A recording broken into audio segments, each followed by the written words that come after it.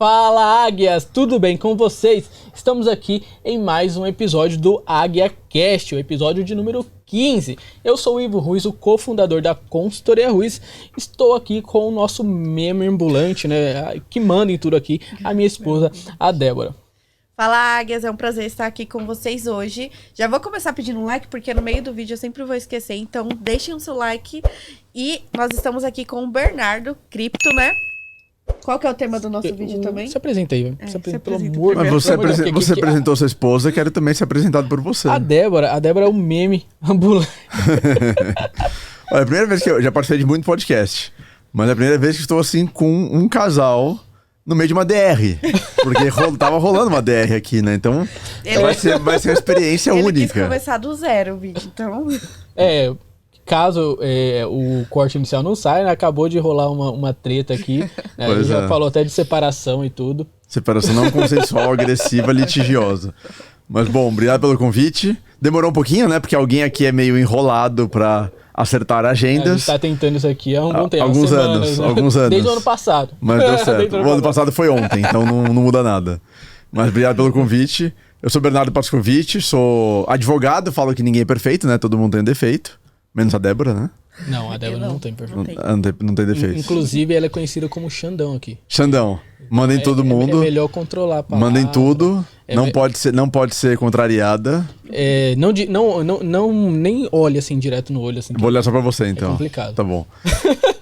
E aí, meu defeito é ser advogado, ninguém é perfeito, mas sou formado em Direito e, enfim, trabalhei de advocacia há alguns anos. E aos poucos fui entrando em contato com o mercado de investimentos, mercado financeiro, trabalhando nessa parte jurídica, fui me apaixonando. E aí criei o IUB, que é o maior buscador de investimentos do Brasil. Criei em 2016, como um buscador totalmente gratuito para as pessoas poderem encontrar e comparar oportunidades de investimento. E aos poucos... Desde 2016. Né? Desde 2016. E aí aos poucos a gente foi evoluindo para colocar mais investimentos. Porque quando eu criei, em 2016, tinha aquele cenário de Selic a 14 e tanto por cento, né?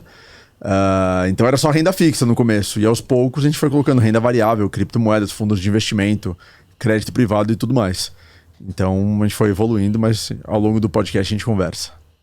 Show de bola. E eu vou cortar essa parte que vocês falaram de mim, tá? Então... Foi um elogio tão sincero. Irei mandar prender. Eu vou cortar e apagar a primeira parte que eu tinha falado, porque aí são provas contra mim, então não vou deixar aqui, não. E Bernardo?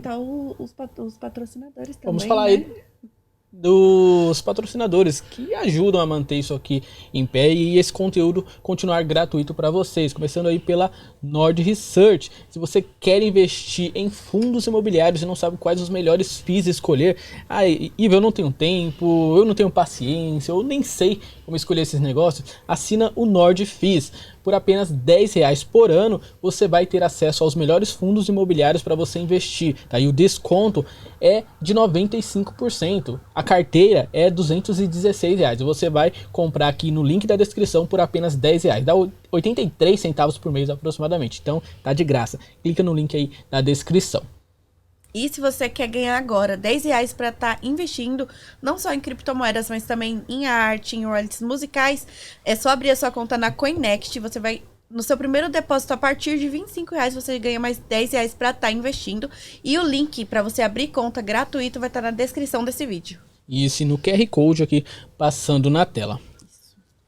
Bernardo, conta aí como que você decidiu apanhar aí de torcida organizada do Lula e do Bolsonaro. Brincadeira. Vamos entrar já na polêmica. Brincadeira com fundo de verdade. O Bernardo aqui, ele gosta assim de apanhar da torcida do Lula, da torcida do Bolsonaro, de apanhar, né? Gosta de arrumar confusão e ainda fala muito de criptomoedas, né? Pra apanhar mais, né? Apanhando ainda mais. Como se já estivesse apanhando pouco, vamos apanhar mais, vamos entrar em mais polêmica.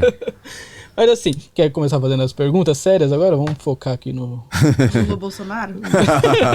As perguntas sérias. Bernardo, o Bitcoin, o que aconteceu com esse ativo? Ainda tem solução? Essa é a pergunta séria ou essa é a pergunta... Eu também não tô ou essa é jocosa? Fiquei meio confuso aqui agora. Não, é porque eu tenho boa parte da minha carteira em cripto, né? Eu preciso explicar isso lá em casa. Qual que é o regime de casamento de vocês mesmo? Separação...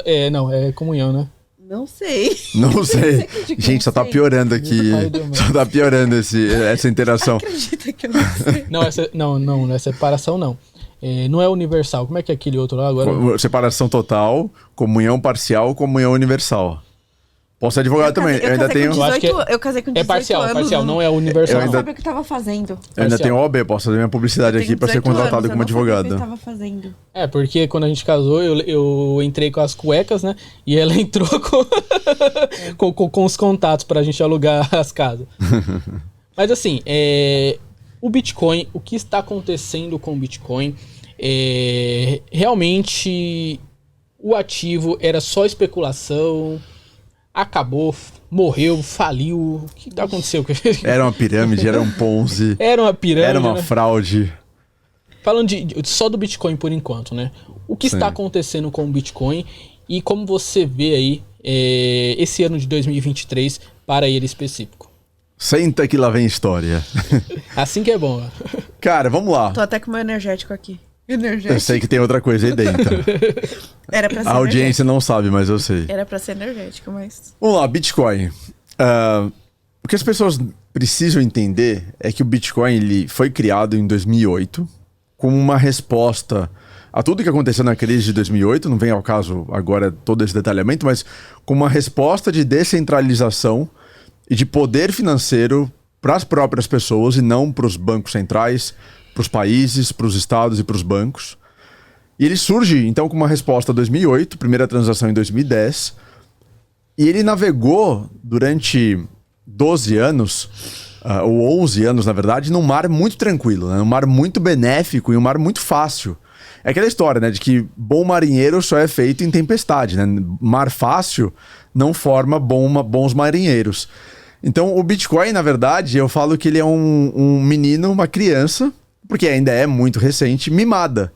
Por que mimada? Porque o Bitcoin nunca passou por uma recessão, nunca passou por um cenário de juros altos, nunca passou por um cenário de inflação alta, nunca passou por nada. É um menino mimado que nunca teve nenhuma dificuldade na vida.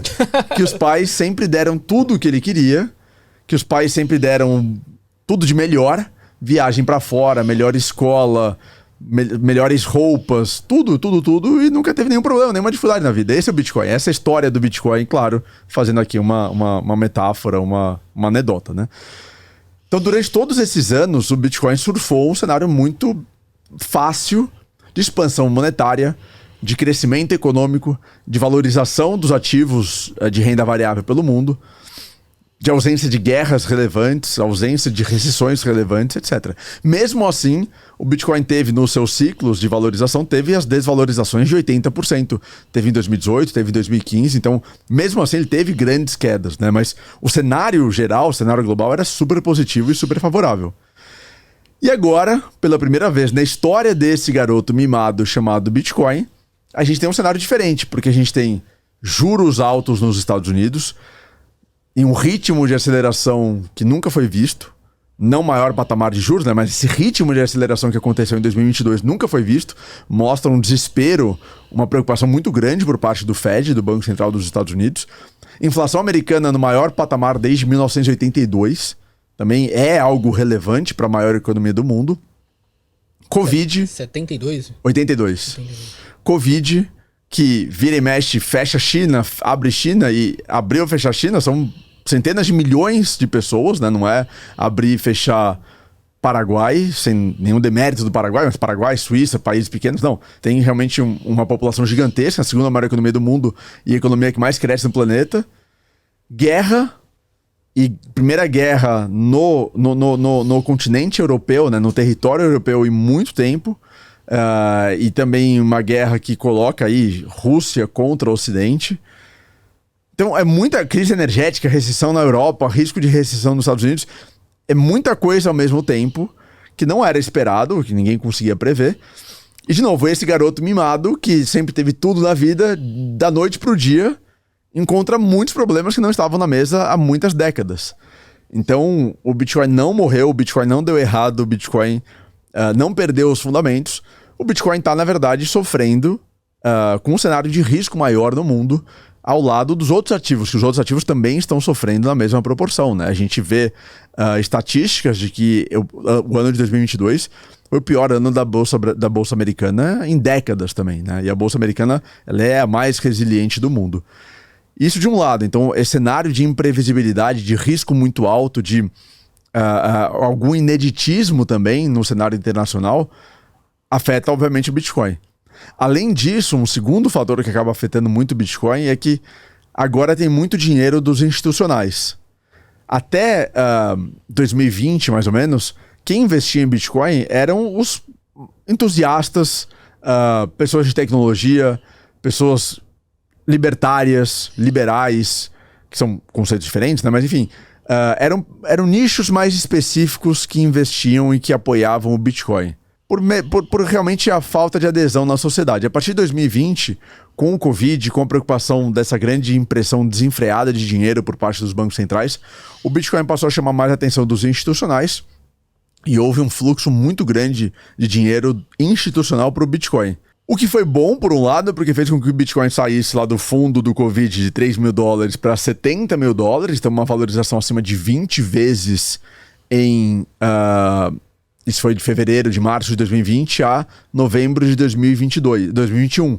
Então a gente está falando em menos de 2 anos, uma valorização de 20 vezes é muita coisa. É muita coisa. E foi o dinheiro institucional que acabou contribuindo para isso, né? Porque o dinheiro institucional, ou seja, o dinheiro dos maiores investidores do mundo, fez com que a capitalização de mercado do Bitcoin também crescesse, também aumentasse. Então, se por um lado o dinheiro institucional foi positivo para fazer com que a capitalização do Bitcoin aumentasse, por outro lado, agora a gente está sofrendo os efeitos desse mesmo dinheiro institucional. O que eu quero dizer com isso? O institucional, quando ele olha o Bitcoin, ele não olha o Bitcoin da forma como nós, entusiastas, olhamos, que é descentralização, poder financeiro, privacidade, descolamento de outros ativos potencialmente, possibilidade de ser uma reserva de valor, ouro digital, etc. O institucional, ele olha o Bitcoin, até hoje pelo menos, isso no futuro tende a mudar, mas até hoje o institucional olha o Bitcoin como um ativo a mais na sua carteira. Ele não olha o Bitcoin como o melhor ativo do mundo, como solução para vários problemas financeiros internacionais. O institucional olha o Bitcoin como um ativo a mais na carteira, no seu portfólio. Assim como existem as ações americanas, ações europeias, ações asiáticas, ações emergentes, existe o Bitcoin. E, consequentemente, quando o institucional precisa, ou quando o institucional toma saque, quando o institucional tem que devolver dinheiro para os seus cotistas, ou quando o institucional precisa buscar ativos mais seguros, no caso o dólar, ele sai vendendo qualquer ativo. Claro, ele sai vendendo primeiro os mais arriscados e aí o Bitcoin entra nesse bolo. Então, o mesmo dinheiro institucional que fez com que o Bitcoin subisse muito, agora está derrubando o preço do Bitcoin. Porque, de novo, para o institucional ele não vai segurar o Bitcoin falando, putz, esse ativo ele é mais relevante, ele tem propriedades descentralizadas, propriedades deflacionárias, propriedades de privacidade. Nada disso. O institucional vai vender o Bitcoin para proteger o seu patrimônio, para proteger o seu portfólio, proteger o seu fundo, da mesma forma como ele vende as ações internacionais, ações emergentes e ações americanas. Então, o Bitcoin sofre muito pelo mesmo motivo, ou assim, são dois lados da mesma moeda, né? O que fez o Bitcoin valorizar está fazendo o Bitcoin desvalorizar. Mas, em resumo, não morreu, não tem nenhum problema em termos de fundamentos. Pelo contrário, eu acho que o Bitcoin passou em 2022, ou o mundo cripto, na verdade, passou em 2022 por alguns ineditismos muito relevantes. Quebra da FTX, uma das maiores corretoras do mundo. Quebra da Luna, uma das maiores moedas do mundo. Que não tem nada a ver com o Bitcoin, mas é o mundo cripto, né? A Luna tinha capitalização de bilhões de dólares e aquilo virou pó da noite pro dia. E nada aconteceu com o Bitcoin, né? Então, existia até uma dúvida, né? Putz, é FTX quebrando, será que o Bitcoin vai quebrar também? O que vai acontecer? E, na verdade, o Bitcoin não pode ser quebrado. Porque todas as outras moedas... E aí eu paro de falar, porque eu avisei que eu falo muito, né? Vocês não estavam... Vocês não foram enganados. Mas todas as criptomoedas, ou quase todas, elas têm uma empresa por trás criando. Tem um responsável, tem um fundador, etc. Todas. Exceto o Bitcoin. Então, se as empresas por trás dessas criptomoedas quebrarem, as criptomoedas consequentemente quebram, ou podem potencialmente quebrar. O Bitcoin não tem ninguém por trás do Bitcoin. Essa que é a beleza do Bitcoin. Então, o Bitcoin, ele é... Você falou do nosso ex-presidente, ele é inquebrável. Que ele usou outras expressões, né? Ele é inquebrável, imbrochável. Mas é verdade, o Bitcoin ele é inquebrável. Não dá pra quebrar o Bitcoin. O que dá, eventualmente, é o Bitcoin perder 100% do seu interesse. Assim, ninguém mais se interessar pelo Bitcoin, perder totalmente sua utilidade. E aí, ele morre por causas naturais, por falta de uso. Mas o Bitcoin não tem como quebrar, ao contrário de outras moedas. E acho que 2022 tem sido... 2022/23 tem sido um teste muito importante dessa resiliência do Bitcoin, de que realmente o Bitcoin não quebra. A gente não sabe qual que é o fundo do Bitcoin desse ciclo. Talvez seja agora, que bateu nos 15 mil, talvez caia para 10, talvez caia para 5, ninguém sabe. Mas ele não tem como quebrar. E isso, 2022, acho que é a maior lição que a gente tirou, ou que a gente tira do ano passado. Eu lembrei agora falando não só sobre o Bitcoin, mas eu lembrei da nossa carteira de criptomoeda que você teve a brilhante ideia de criar dos 10 mil olha a DR, olha a DR. 10 mil aos R$0 com Bitcoin, com criptomoedas, né? Era ao contrário, na verdade, era pra ser do 0 aos 10 mil, mas na época... Do 0 ao 100, né? Agora é do 100 ao 0. É, do 100 aos... criptomoeda. Estamos seguindo a meta firme. Vamos chegar lá. Qual das metas? A primeira? O reverso. O reverso. Meu Deus. A meta ao contrário. O importante é bater a meta, né? E depois dobrar a meta. Claro. Mas qual é a meta? Hã? Qual é a meta? A meta é quando a gente chegar na meta. E aí depois, quando a gente chega, a gente dobra ela. Agora voltando ao assunto sério. Eu tava no assunto sério, aí eu comecei a falar e parou de ser sério, né? Isso aí não foi brincadeira, foi uma cutucada, né? É verdade que antes de falar sobre criptomoedas, tudo você começou a fazer direito, né? Que você até mencionou. Tem tudo a ver com criptomoedas, né? Conta mais sobre essa parte da sua vida pra gente. Então, eu sou formado em Direito, né? Estudei aqui na USP. E aí eu comecei a trabalhar com Direito Empresarial. Mas, na verdade, antes disso, eu fiz parte da graduação... Foi antes disso? Não, foi junto com o escritório. Eu fiz parte da graduação em Londres, que a USP tinha um convênio com uma universidade em Londres. E aí eu fiz parte da graduação lá, estudando não direito. Eu queria abrir a cabeça, sair do direito, tava cansado de tudo aquilo. Fui estudar economia, finanças, empreendedorismo e negócios internacionais de forma geral. E aí eu falo que eu saí do armário. Eu me descobri porque lá no direito eu não curtia... Direito é uma coisa muito chata, né? Então... Eu fiz um semestre. Você fez um semestre de direito? Na faculdade, era horrível. Ah, mas na faculdade... Não de direito. De gestão. E era ruim. Não, direito é uma coisa chata. Só que te dá uma base muito importante. Principalmente no Brasil, que a gente tem esse sistema tributário super tranquilo, né? Poucas leis, poucas burocracias. Então, o direito dá uma base muito boa para qualquer coisa que você queira fazer na sua vida no Brasil. Especialmente no Brasil. Então, eu gostei da faculdade de direito, mas eu não gostei da advocacia, de ser advogado, trabalhar como advogado.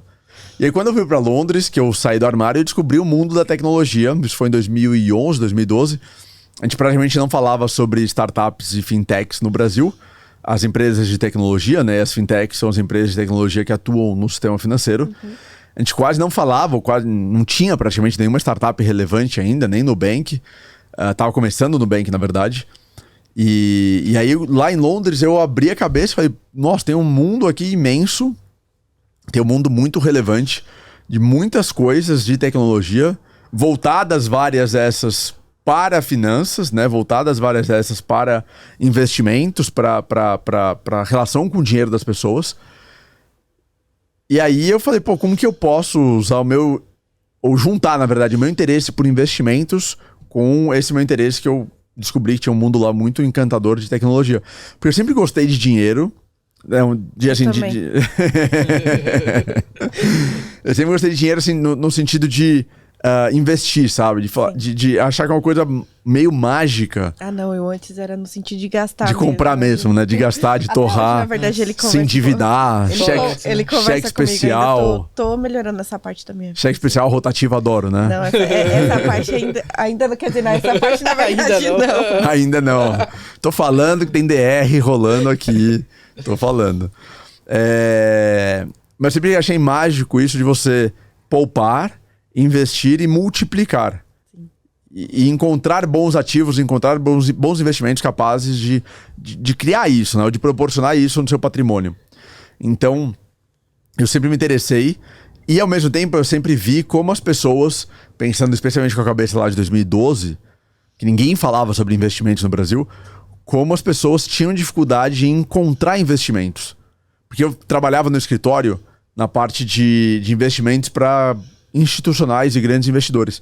Então, eu criava juridicamente, né, na parte jurídica, mas eu criava veículos de investimento para os institucionais. Mas na pessoa física, eu via familiares, amigos, conhecidos que não sabiam investir esse dinheiro, não conseguiam investir esse dinheiro.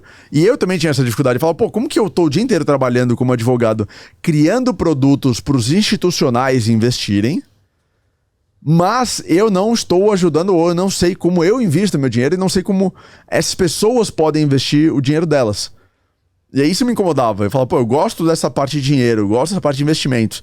Fui lá para Londres, descobri toda essa tecnologia e falei, como que eu posso juntar, então, investimentos com tecnologia? E aí foi esse o gatilho. Não gatilho porque eu não acredito isso de momento eureka, né? Muita gente fala do momento eureka de empreendedorismo. Não existe isso, tá? Olhando pro horizonte e aí vem uma ideia de criar uma empresa multibilionária. Não existe isso. Na verdade, é uma evolução que você tem de ideias, de choques de ideias, daquela serendipidade, né? Então, você vai tendo choques de ideias e de contatos e de aprendizados, e você vai formando possibilidades e projetos. Mas, resumindo, foi isso que fez eu me interessar por criar o Yubi e criar um buscador que realmente fosse totalmente transparente, gratuito, isento, para que as pessoas pudessem comparar tudo que tem de investimento no Brasil, tudo que tem de possibilidades para investir e que pudessem rentabilizar melhor o seu patrimônio para atingir objetivos na vida. E aí, cada um tem seu objetivo, né? Pode ser gastar, comprar aquela bolsa linda, maravilhosa. Pode ser estudar fora, pagar faculdade para os filhos. Pode ser um plano de saúde. Pode ser o que quiser, né? Acho que a gente não tem que julgar o que as pessoas querem fazer com o dinheiro. Cada um faz o que quiser. A gente tem que ajudá-las a ter um bom planejamento financeiro, ter um bom planejamento de investimentos e encontrar os melhores investimentos. Esse é o nosso grande propósito. E a Yubi, te cortei? Não, eu ia falar um assunto importante. Calma aí, eu ia falar um assunto importante. Ô, Lucas, você faz aquele videozinho lá, por favor, pra me postar nas redes sociais. Obrigada. Gravar, porque a gente sempre esquece de gravar pra mostrar nas redes sociais, sabe? Por aí trás esquece de das fazer câmeras stories. e tudo mais. Eu sempre peço pra ele, sempre backstage, esqueço. Ele sempre fala pra me lembrar, eu sempre esqueço. Agora eu lembrei, importante. Olha só, parabéns. Pronto. E assim, sobre a Yubi, né? O começo dela era basicamente uma rede social, digamos assim. Foi uma rede social misturada com um blog, por assim dizer, em que as pessoas preenchiam as informações que elas queriam sobre investimentos e eu, manualmente, procurava todas essas informações, eu procurava as oportunidades de investimento que existiam no dia. Então era super manual. Que é o que a gente fala em empreendedorismo, o MVP, né? O MVP é o mínimo produto viável, é o mínimo do mínimo do mínimo que você consegue fazer para entregar valor para o seu consumidor. Então a ideia é que o consumidor tenha uma geração de valor, então receba, receba algo, um produto ou um serviço, não perceba ou não saiba que aquilo está sendo feito manualmente, mas que você faça manualmente para economizar com programação, com crescimento, com marketing, com tudo. Então é muito como o empreendedor deve se posicionar e deve desenvolver os seus negócios. Então tinha um site, as pessoas não enxergavam, não sabiam que era manual, tudo por trás, né? Mas por trás elas mandavam uma informação ou mandavam uma requisição de investimentos e eu manualmente ia em praticamente todas as corretoras do Brasil, todo dia de manhã fazia o levantamento, mandava para essas pessoas para validar, né? O objetivo lá era validar se a proposta de valor fazia sentido, se aquele propósito ou aquela ideia tinha relevância, tinha algo importante na vida das pessoas. E aí você vai validando, vai vendo, putz, legal. Então as pessoas estão gostando do que eu estou fazendo, elas estão encontrando melhores investimentos, estão investindo, o feedback está sendo bom. Então eu vou aprimorando. O que é aprimorar? Eu então vou criar um site agora mais automatizado, não vou fazer tudo manualmente. Daí eu vou colocar mais funcionalidades, vou colocar mais inteligência, mais tecnologia. Essa foi a jornada, mas no começo era tudo manual. Aí hoje em dia explica mais assim pro pessoal de casa o que a plataforma faz. Hoje a plataforma é um buscador em que você coloca quanto quer investir, por quanto tempo, e aí a gente monitora e mostra dezenas de milhares de investimentos. Na verdade, a nossa base é de dezenas de milhares de investimentos atualizados em tempo real, em todas as corretoras do Brasil, principais bancos do Brasil, todos os fundos de investimentos. E aí a gente, de acordo com os filtros que você selecionou, a gente mostra as melhores oportunidades, os melhores investimentos para o seu perfil e para o seu objetivo, né, para os seus interesses. A analogia que a gente faz é como se fosse um busca-pé, um trivago de investimentos. Cara, sensacional. Assim como você usa o busca-pé, por exemplo, para comparar preço de celular, preço de computador, usa o trivago para comparar preço de quarto de hotel, outros para procurar e comparar preço de passagem aérea, a gente trouxe esse conceito para o mercado de investimentos. Comparar e encontrar os melhores produtos e serviços de investimentos para você investir melhor. Top, muito bom. Agora voltando um pouquinho para a parte de criptomoedas, quais as criptomoedas que você acha assim promissoras para esse ano de 2023? Existe alguma, né? Nenhuma. Existe alguma? Nenhuma. Nem o Bitcoin? Nem o e Bitcoin entra na lista? Explica aí também o porquê, o momento que a gente está passando. Então o momento é um pouco que eu tinha falado anteriormente. A gente continua com todos esses fatores de risco, por assim dizer, né? Sim. Então vamos lá. A questão de Covid na China ainda é preocupante. Adicionar um outro que eu nem tinha mencionado, cadeia global de distribuição. A gente vê várias empresas sofrendo ainda por conta dos problemas lá de 2020, de fechamento de portos, fechamento de indústrias, a disrupção da cadeia e da malha logística global. A gente vê Apple sofrendo e várias outras. Guerra na Ucrânia, ninguém sabe como isso vai se resolver. Melhorou um pouco, pode piorar a qualquer momento, não está solucionado. Recessão na Europa, crise energética na Europa, inflação nos Estados Unidos, juros americanos também.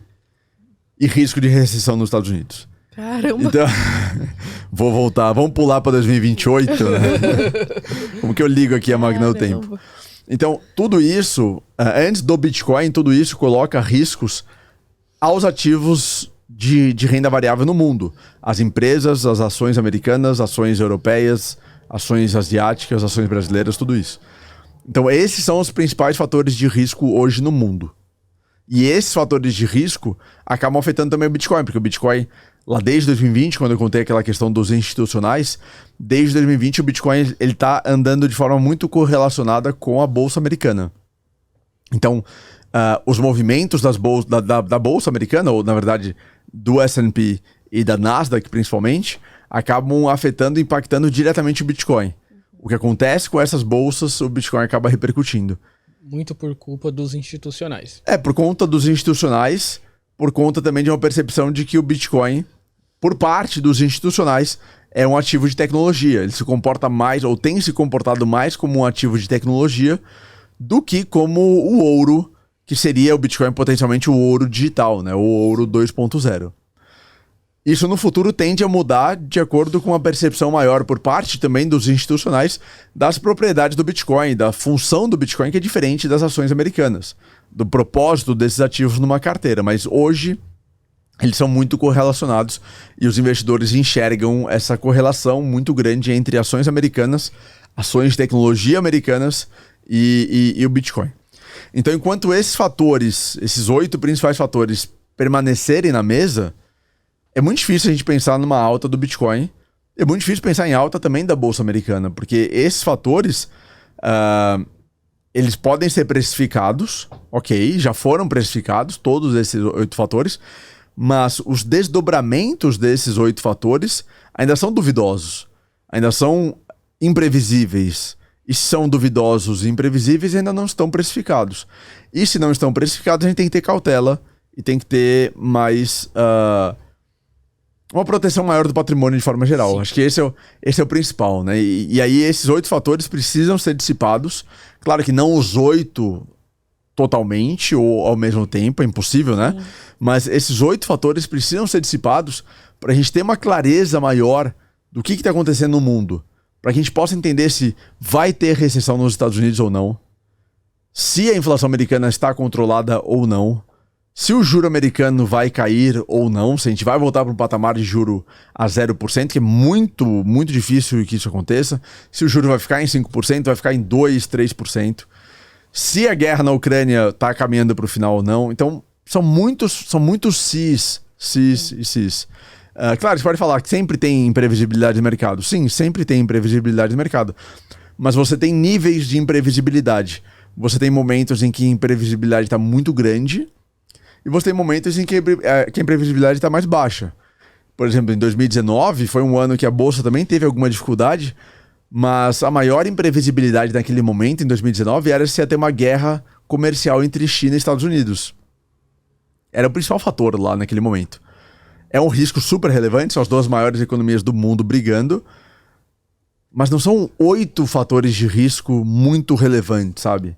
Então, a gente tem que ponderar. Sempre tem risco, sempre tem medo no mercado, ok. Mas você tem que ponderar e tem que ter humildade para falar, putz, tá estranha a situação, sabe? O risco tá mais elevado, o risco está mais... ou o momento está mais imprevisível de forma geral. Então, pro Bitcoin voltar a subir e para as criptomoedas voltarem a subir de forma consistente, esses riscos precisam ser dissipados.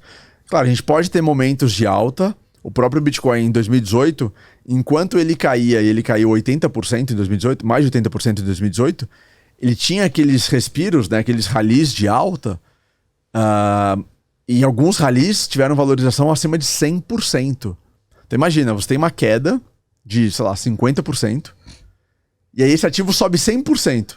Cara, ninguém no mundo ia falar que ia continuar a cair. Depois de subir 100%. E depois que cair 100%, ele devolveu tudo e caiu mais ainda. Então, é normal você ter esses momentos de alta. Então, eu vejo muitas vezes muita empolgação, muito otimismo, muita euforia.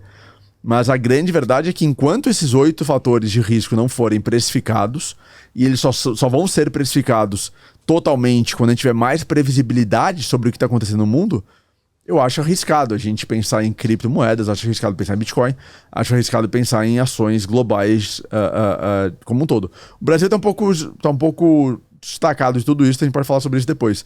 Mas é difícil falar sobre outras moedas nesse momento, que você tinha perguntado, porque o Bitcoin é o rei do mercado, né? E se a gente não tem previsibilidade sobre o Bitcoin, é mais difícil ainda ter previsibilidade sobre as outras moedas que dependem muitas vezes do Bitcoin, né? Então a gente tem essa dificuldade de saber o que pode subir, porque todas as teses que vieram de 2021 também, 2022, contratos inteligentes, jogos, NFTs, todas as redes descentralizadas, todas as teses de investimentos que nós vimos em 2021 caíram nesse momento, ou não é que caíram, mas se enfraqueceram fortemente. A gente não vê mais ninguém quase falar sobre NFT, não vê ninguém mais falar sobre metaverso, não vê ninguém mais falar sobre o play to earn, então os jogos para você ganhar, enquanto, né, ganhar criptomoedas, ganhar dinheiro. A XS foi o grande case lá de 2021. Tudo isso fica muito adormecido. É a síndrome do bear market, né? É a síndrome desse momento em que ninguém quer falar sobre o assunto. Despenca audiência em redes sociais, despenca interesse em redes sociais por criptomoedas, Bitcoin. São todos os sinais do bear market, né? São todos os sinais dessa depressão absoluta de ativos que caíram 95%, 96%. Então é normal, tem muita gente machucada, né? E quanto maior o mercado, porque a gente atingiu mais de 3 trilhões de capitalização de mercado, né? Então quanto maior o mercado, ou quanto maior o mercado está, ou quanto maior o mercado fica, ou quanto maior ele alcança em termos de capitalização, maior a dor das pessoas, ou mais pessoas machucadas, né? Verdade. Porque quando o mercado é pequeno, beleza, caiu 85% lá em 2015. O mercado era infinitamente menor, você tem menos pessoas machucadas. O machucado é igual, de 85% a 80%, mas tem poucas pessoas machucadas. Quanto maior o mercado, maior o número de pessoas machucadas, e aí também maior essa reverberação de pessimismo, de depressão, de que o ativo não vale nada, de que é tudo fraude, de que nunca mais vai voltar a subir. Então é realmente a síndrome, são todos os sinais dessa capitulação, né, desse momento totalmente desesperador para os investidores que estão começando. Ou seja, você não está comprando Bitcoin nesse momento. A minha última compra... vendendo ou aguardando? A minha última compra de criptomoedas foi no dia 5 de janeiro de 2022. Então eu nunca fiquei tanto tempo... Mais de um ano. Eu nunca fiquei tanto tempo sem comprar moedas, sem comprar cripto, sem comprar Bitcoin. A minha última compra foi dia 5 de janeiro. Foi uma compra ruim. Foi uma compra muito ruim. Mas... quanto lá? Comprei o Bitcoin a... Putz, tava uns 40 e pouco, eu acho. 40 e poucos mil. Então assim, foi uma compra ruim. Mas eu também não comprei nada desde então. Por quê? Porque naquele momento, foi uma compra pequena também, mas naquele momento eu entendi, ou depois daquele momento, eu entendi que realmente as coisas estavam muito complicadas, que ia ser pior do que a gente estava imaginando. E aí eu entrei no modo de ficar líquido, de acumular caixa, acumular patrimônio, para quando as oportunidades surgirem novamente. E esse é um ponto que é muito negligenciado pelos investidores. As pessoas, elas têm uma falta de humildade, têm uma falta de ponderação em reconhecer que, olha, eu não sei o que está acontecendo, eu não sei o que vai acontecer, e eu preciso me proteger. E muitas vezes é melhor se proteger do que arriscar, né? E as pessoas sempre querem arriscar, sempre querem vir com ganância, com euforia, com otimismo. E em muitos momentos é mais... Na verdade, a máxima dos investimentos é que é muito mais importante você não perder do que ganhar, né? Porque ninguém quebra a sua vida, ninguém quebra seu patrimônio, ninguém perde a vida, muitas vezes, que existem suicídios, né, nesse mercado, mas ninguém quebra a sua vida por deixar de ganhar, não existe isso. Você poderia falar, podia ter transformado minha vida, né? Podia ter saído de patrimônio X, podia ter ido para 10x, 100x, 1000x, poderia ter me aposentado, poderia ter comprado não sei o que eu quisesse, um avião. Ok, mas você não morre por causa disso, né? Sua vida continua, você continua trabalhando, pode ficar triste, depressão e tal, mas a sua vida não desmorona. Então ninguém quebra a vida por deixar de ganhar. Agora, por perder dinheiro, você quebra a sua vida, as pessoas tiram a própria vida e as pessoas negligenciam realmente a importância de preservar capital.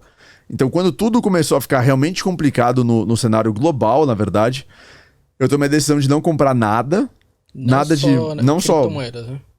renda variável. Então eu falei, eu vou ficar líquido.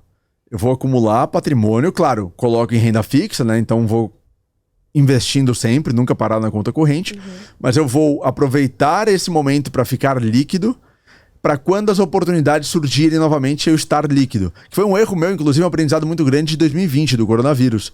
Porque naquele momento eu tinha zero de caixa. Zero. Era 100% em 100% alocado, 100% em renda variável. E aí tu fala, putz, Bernardo, mas ok, mas... Foda-se. Não, eu não vendi nada, então eu não perdi nada. E aí você poderia falar, pô, Bernardo, então do que você está reclamando? Eu tô reclamando porque eu não tinha caixa. E aí eu perdi grandes oportunidades de acumular naquele momento. Então, você sempre tem que ter caixa. E desde então, eu tenho sempre 15% de caixa no mínimo. 15% no mínimo do meu patrimônio em renda fixa com liquidez diária para aproveitar esses momentos imprevisíveis. Você pode ter um Joesley Day, você pode ter uma greve de caminhoneiros, você pode ter um coronavírus, você pode ter, enfim, situações totalmente imprevisíveis que dão oportunidade de compra muito boa. Mas nesse momento eu tô com quase 80% do patrimônio em caixa, justamente para aproveitar oportunidades. E assim, o Brasil tá dando oportunidades em renda fixa, né? Então também tô aproveitando para aumentar a participação em renda fixa, porque a gente vê oportunidades muito boas. Mas em renda variável e em cripto, eu acho que é o momento de ter humildade, de ter ponderação, de arriscar pouco e de preservar capital para oportunidades que possam surgir. E vai surgir, assim, não vai surgir. Vai ficar assim para sempre. Então vai surgir. E você falando também sobre isso, sobre a pressa do investidor, por isso que muitos caem em pirâmide financeira também, né? Na pressa, assim, não é olho grande que fala, mas na ganância acabam caindo em pirâmide financeira. Se, por exemplo, as criptomoedas estão em baixa, o Bitcoin está caindo, como é que chega uma pessoa para você e diz que você vai ganhar 50% ao dia com o Bitcoin se o Bitcoin está caindo? Sim. Né? Sim, verdade. Não, total. E realmente precisa ter esse cuidado e toda essa questão. Mas vai ter uma recuperação. E algumas pessoas questionam, pô, Bernardo, mas você fica falando sobre colocar dinheiro em caixa, você pode perder uma valorização gigantesca do Bitcoin que possa ter, ou das criptomoedas. Mas a relação risco-retorno no momento atual não compensa, né? Muitas vezes. Então, você pode perder? Posso perder eventualmente uma valorização de 20, 30, 40, 50%? Posso. Mas esse ativo ele é tão relevante e vai ter valorizações tão grandes no futuro que eu posso abrir mão de 50, 100% de valorização se eu não estou confortável nesse momento. De novo, mais importante do que ganhar dinheiro é não perder dinheiro. Então você todos os dias você perde oportunidades em todos os mercados. Você não consegue participar de tudo. Então você não tem que ter essa euforia, esse FOMO, né? Esse medo de ficar de fora, porque o Bitcoin pode subir. Todo dia tem ações subindo no mundo inteiro e você tá de fora. E você não fica desesperado por conta disso. Então por que você fica desesperado com aquele ativo que você está de olho especificamente? Não faz sentido. O que faz sentido é investir quando você estiver confortável, investir quando a relação risco-retorno fizer sentido e investir aos poucos. Então quer começar a investir agora em Bitcoin, em criptomoedas? Acho que é um nível que já está super legal. Dá para começar. Eu não começo porque eu tenho minhas análises, tenho meus interesses. Mas você também já tem uma posição montada. Também tem uma posição montada, exatamente. Mas quer começar agora? Tá muito interessante o momento de começar.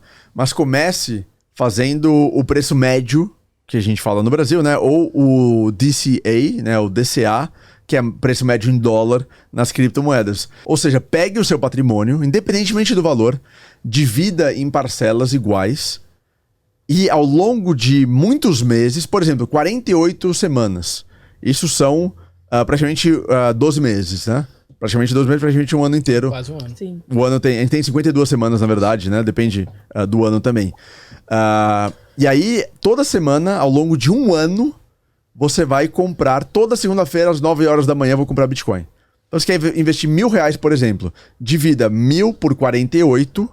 Eu sou advogado, não sei essa conta de cabeça, 1.000 dividido por 48. E aí você toda semana vai comprar aquela mesma quantia às segundas-feiras, às 9 da manhã. Cara, interessante. E aí isso vai garantir com que você aproveite o mercado. Se o preço cair, você vai toda semana comprar, vai comprar mais barato. Se o preço a partir de agora começar a subir, você comprou agora mais barato e você fez um preço médio interessante.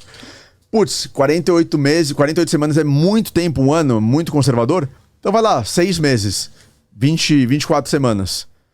Mas seja conservador nesse momento, eu não pensaria em menos de 24 parcelas, porque a gente não sabe o que vai acontecer. E 6 meses me parece curto demais pro que pode acontecer, porque a gente tem muito especialista falando em recessão americana na virada de 2023 para 2024.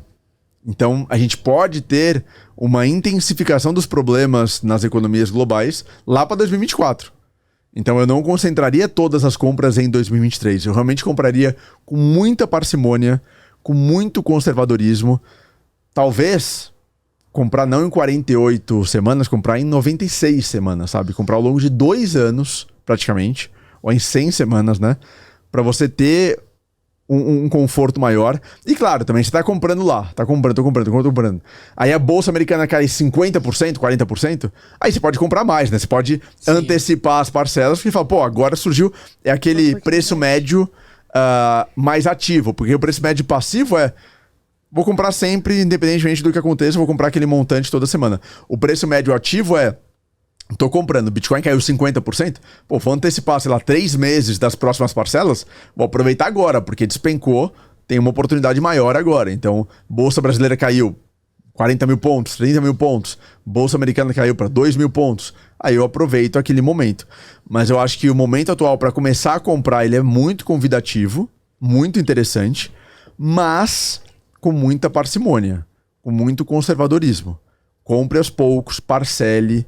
Não fique empolgado, não fique entusiasmado rapidamente, porque tem muita imprevisibilidade, tem muito risco ainda no mundo, né? Não só criptomoeda. Pode falar. Pode falar. Dessa vez você fala, já atrapalhei as outras. Eu ia falar pro investidor aí, brasileiro, que gosta de parcelar as coisas, tá aí uma ótima dica aí. Parcele os aportes também, né? Parcele os aportes. É a melhor estratégia que tem, porque você cria a sua consciência, você cria a sua rotina, cria o seu comportamento de investir todo mês. E é o melhor também para um momento de alto risco como o atual.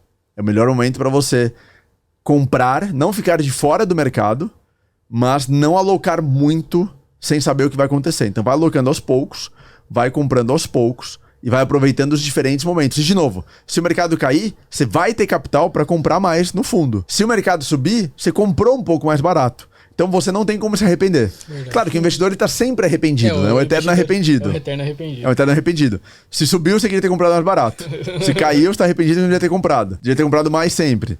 Mas você não tem como saber. Então é uma fórmula de blindar, ou na verdade, reduzir a frustração e o arrependimento. Se subir, você comprou um pouco barato. Podia ter comprado mais? Podia, mas você comprou um pouco barato. Se cair, Putz, não devia ter comprado? Tudo bem, mas você tem dinheiro para comprar mais barato e você tem caixa. É uma fórmula que eu acho muito interessante, que eu recomendo que as pessoas sempre façam nos momentos de altíssima imprevisibilidade e altíssimo risco como o atual. Cara, achei muito interessante. Inclusive, Eu nunca tinha ouvido falar dessa, eu também não. dessa Se você gostou dessa dica aí do Bernardo, Legal. deixa o like aí e um comentário com a sua opinião sobre essa dica dele aí. E Aí se não- você conhecia também, né? E não é Boa. só para criptomoedas, né? Vale pra tudo. Para tudo, principalmente com as ações brasileiras. Não só as ações brasileiras, mas com o novo governo que gosta de andar bem com a economia, que faz muita coisa boa com a economia, cara, que tá chegando agora, mas a gente não sabe como que vai ser as coisas daqui pra frente. Então, não sai pegando todo o seu dinheiro e investindo tudo de uma vez, principalmente nas ações brasileiras, né? E na verdade, essa estratégia ela vale para qualquer ativo, Sim. inclusive renda fixa. Por quê? Porque na renda fixa, você também tem oportunidades que surgem em diferentes momentos. Então, de acordo com a taxa Selic, de acordo com a própria precificação de risco Brasil, a própria precificação da curva de juros, você tem momentos em que a renda fixa está pagando mais ou pagando menos. Porque a renda fixa não é fixa, né? Exato. Ainda fixa, Aquela... né, fixa. Então agora, por exemplo, Varilha. na semana passada, eu fiz um investimento em renda fixa, um CDB pré-fixado de 16,5% pré-fixado. É muita coisa. E peguei um IPCA de 9%. Caramba. É muita coisa.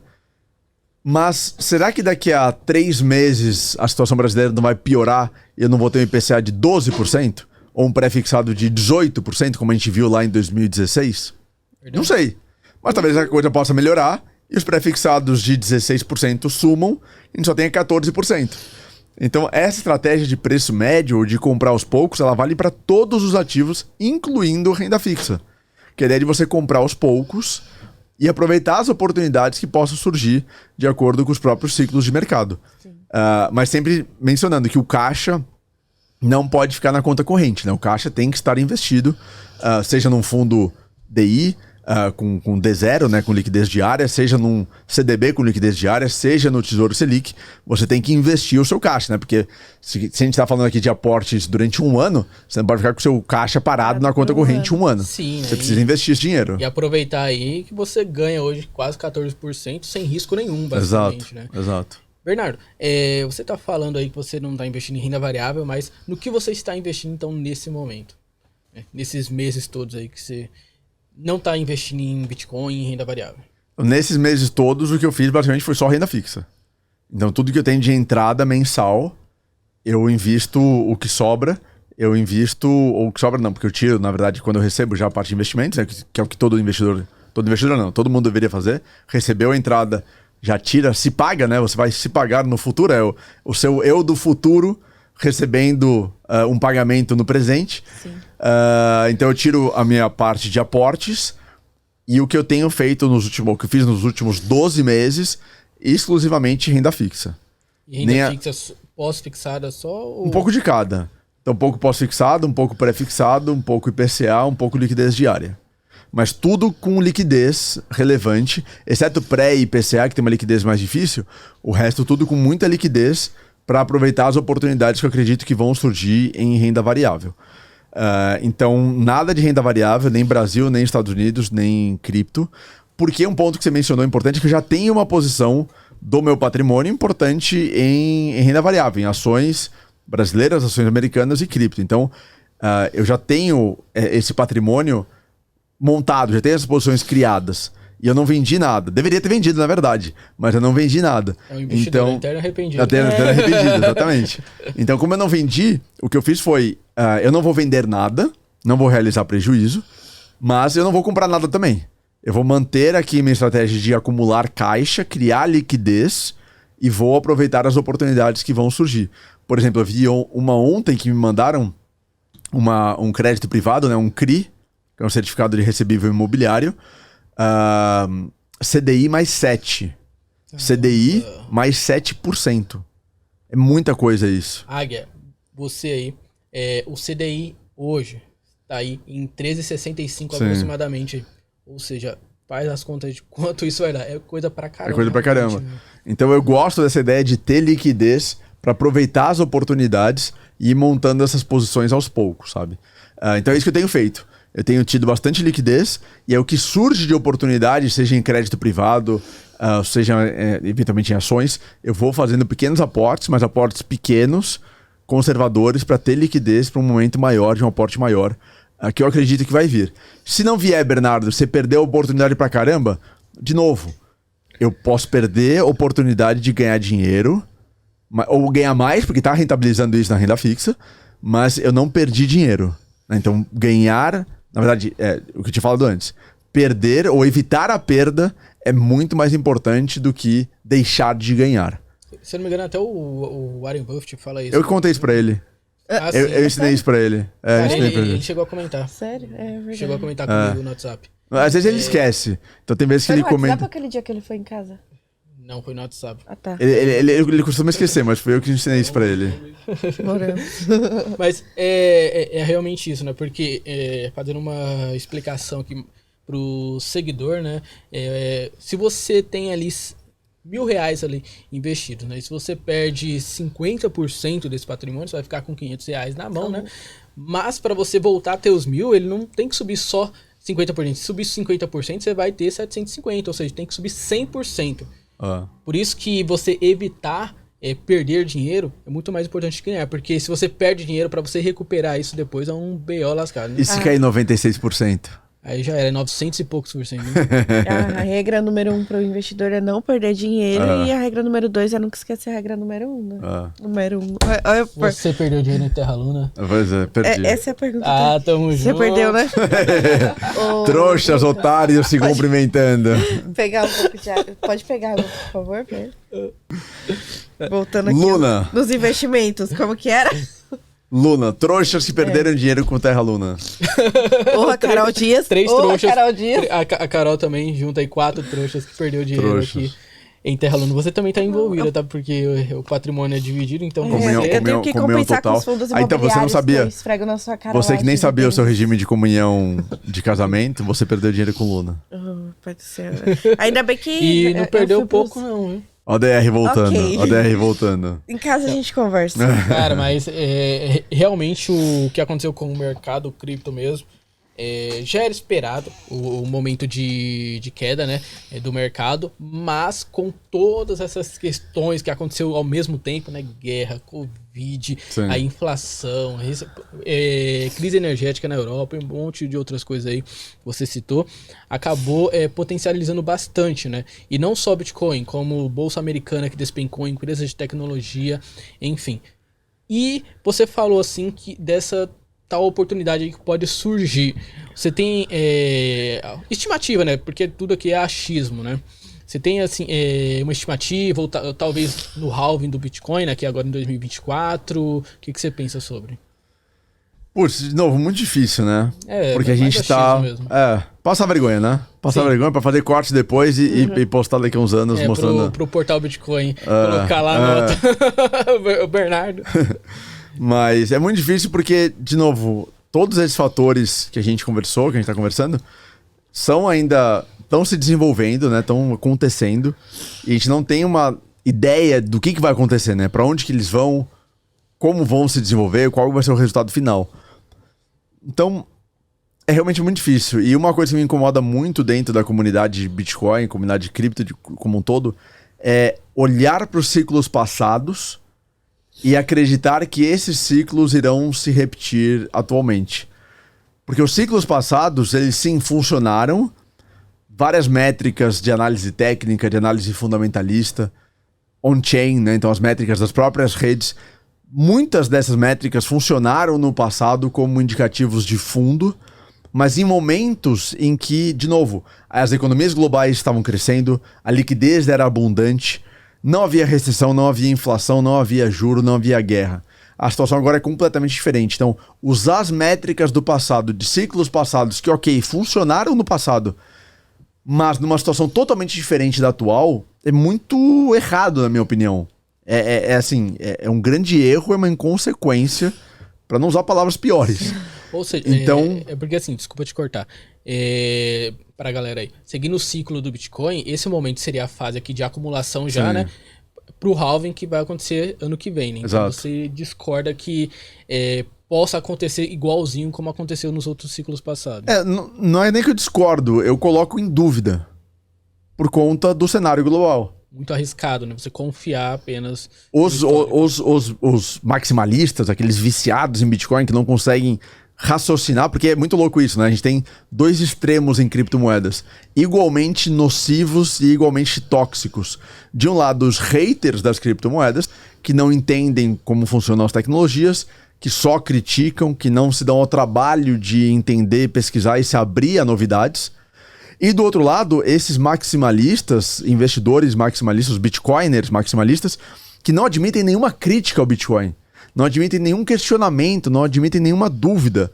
E a gente tem que ter dúvida, a gente tem que questionar, a gente tem que ser humilde. E para esses maximalistas, por exemplo, entrando aqui numa métrica que era a métrica de ouro dos maximalistas, que é aquela média de 200 semanas do Bitcoin. Porque desde a criação do Bitcoin, o preço nunca caiu abaixo da média de 200 semanas, que é uma métrica de análise técnica. E eu sempre falei, olha, isso foi uma métrica que funcionou nos ciclos passados em um cenário totalmente diferente. Vocês não podem se basear na mesma métrica em um cenário totalmente diferente. E aí o que aconteceu? Eu fui xingado pra caramba. A média de 200 semanas foi solenemente ignorada pelo Bitcoin. E pela primeira vez na história, o Bitcoin está há meses abaixo, desde junho, abaixo dessa média de 200 semanas que eles guardavam como se fosse um dogma universal. Então, isso me incomoda muito. Muita certeza e pouca humildade, né? Eu acho que a gente tem que ter um momento, ou ter, na verdade, um comportamento como investidores de muita humildade e pouca certeza.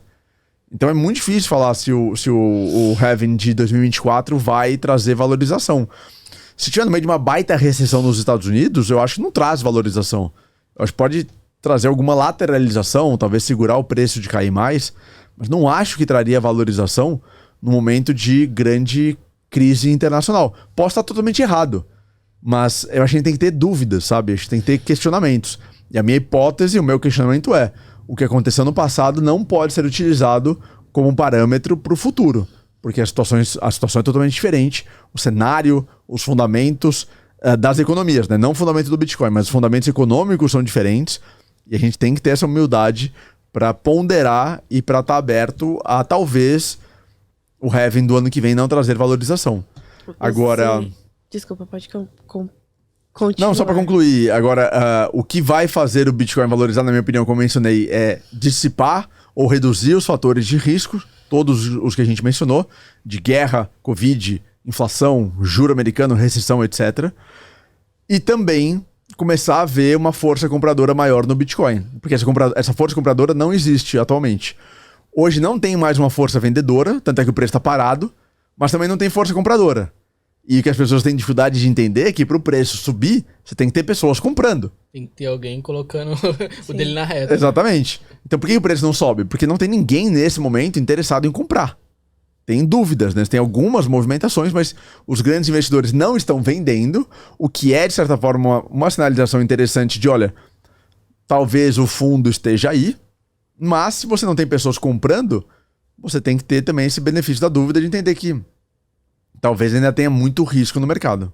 Eu ia perguntar se você considera o Bitcoin como uma reserva de valor. Né? Perdeu um pouco dos fundamentos, digamos assim. Por exemplo, ele está muito correlacionado à Bolsa Americana, né? Sim. Ela antigamente não era assim tão correlacionado, né? Ele seguia mais ali o ouro, né? A bolsa cai, o ouro valoriza e tal. Agora a bolsa cai, ele vai junto, né? Então, será que essa tese aí de reserva de valor foi por água abaixo? Qual a sua opinião sobre, né? Eu acho que a tese de reserva de valor sempre foi uma tese de potencial reserva de valor.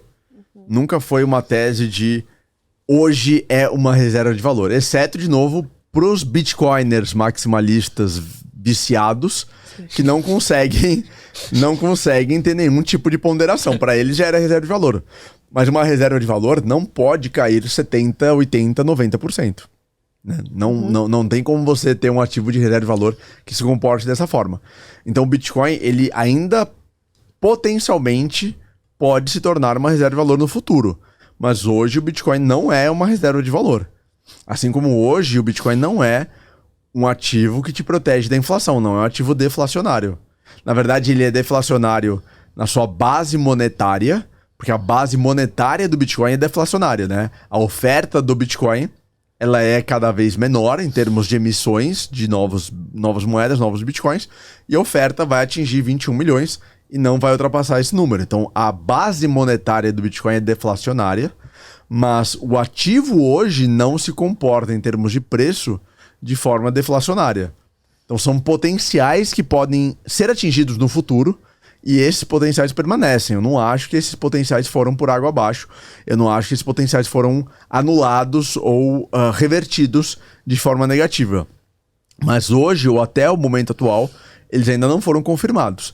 Então é essa dúvida que o mercado tem. Será que o Bitcoin vai no futuro atuar como uma reserva de valor? O ouro também tem suas variações, mas não de 80%, não de 85%. Então uma reserva de valor não pode, por princípio óbvio, né, por princípio lógico, ter esse tipo de valorização, porque senão ele não atua como reserva de valor. Mas acho que os fundamentos do Bitcoin, eles, como eu falei já anteriormente, eu acho que os fundamentos do Bitcoin foram fortalecidos em 2022, no sentido de que quebrou a Luna, uma das maiores moedas, estava lá no top 5 de maiores moedas do mundo, criptomoedas, né? E o Bitcoin não quebrou. Caiu. O mercado sacudiu pra caramba, sacudiu. Mas o Bitcoin tá intacto, não aconteceu absolutamente nada com o Bitcoin. Especialmente se a gente tira o preço da nossa vista, né? Porque a gente olha muito preço. Você tirar por um momento o preço, não olhe pro preço. O que aconteceu em 2022 que prejudicou ou que enfraqueceu o Bitcoin? Nada. Pelo contrário, você tem um cenário de guerra. As pessoas, naquele cenário de guerra da Ucrânia, recorreram ao Bitcoin como proteção patrimonial para poder se deslocar de um país para o outro. O Bitcoin foi bem utilizado naquele momento. Foi bem utilizado seja pelos refugiados ucranianos que transportaram, né, o seu patrimônio em Bitcoin para outros países. Foi utilizado pelos russos que também enfrentaram um bloqueio internacional ao seu sistema financeiro, sistema bancário.